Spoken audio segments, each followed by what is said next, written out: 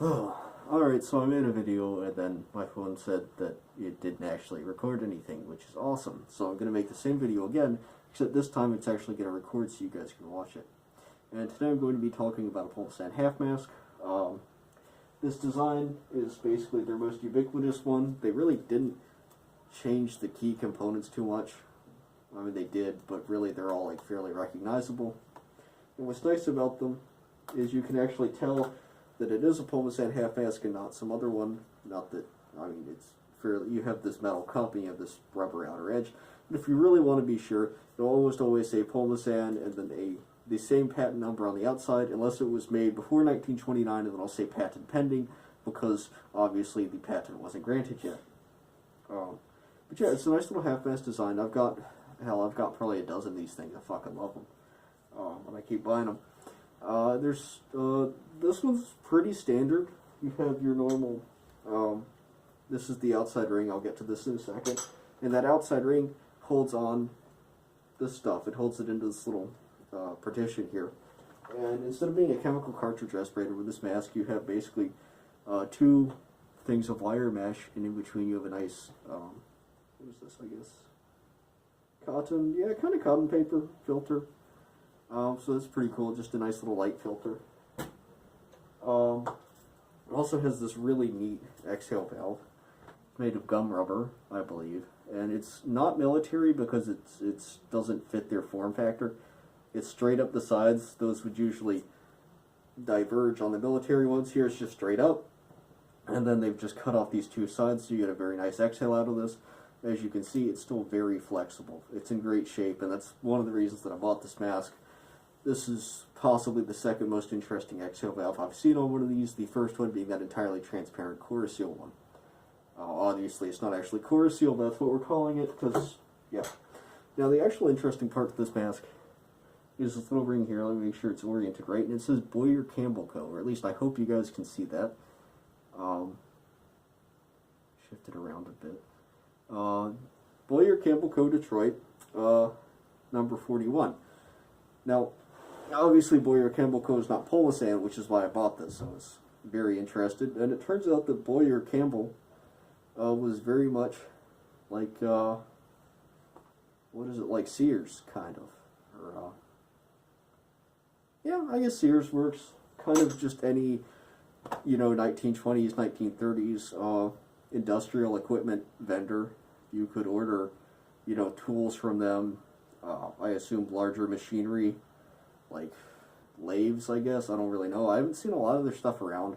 That's my general impression, is they're just another industrial supply company, which is kind of cool. This isn't unusual for an industrial gas mask company to be selling things under another name, or for their items to be sold under another name. If you guys recall, both Pulmosan and MSA sold to the Lake Erie Chemical Company, which was mainly a manufacturer of tear gas weaponry. They were later purchased by Smith & Wesson. MSA actually sold to Pulmosan. What is it?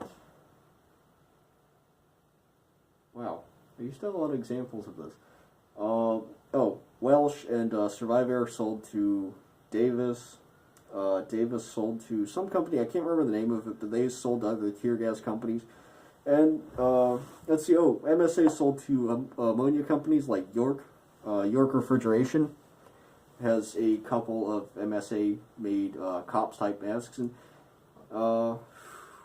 it's just a really common industrial thing, is people don't want to go straight to MSA to buy a mask.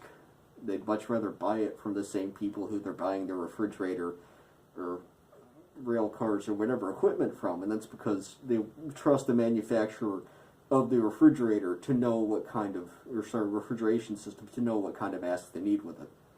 And Boyer and Campbell, just like Granger or McMaster Carr, would always make, the industrial purchasing catalogs, which, they could be books from that thick to like that thick. You can still find them today.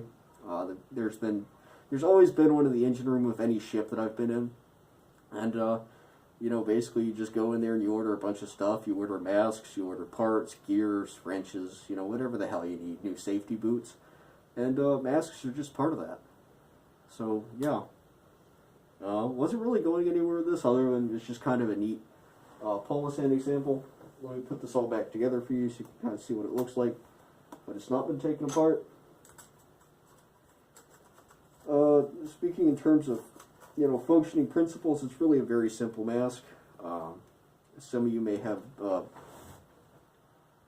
you know, other similar masks to it. It's kind of a wet sponge respirator in a way. It kind of works like it covers. You have your filtering material here. Obviously, the user inhales through that. There is no valve. As you can see, the air just comes right through and could exit right back out, which is why there's an exhale valve. This both extends the filter life and it makes it easier for the user to exhale because the air doesn't have to go back through the filtering material. It simply exits out through this valve, which actually works fairly well. Although, of course, the rubber on this is crunchy, to say the least. It feels like a melted chocolate bar. But yeah, that's basically it. It's just a nice little example. And really looking forward to getting home at some point eventually so I can put this one with the other dozen or so of these that I have, maybe make a big video on them. I feel like that'd be kind of neat. So yeah, thanks for watching. And if you have any questions, then obviously you weren't paying attention. Thank you.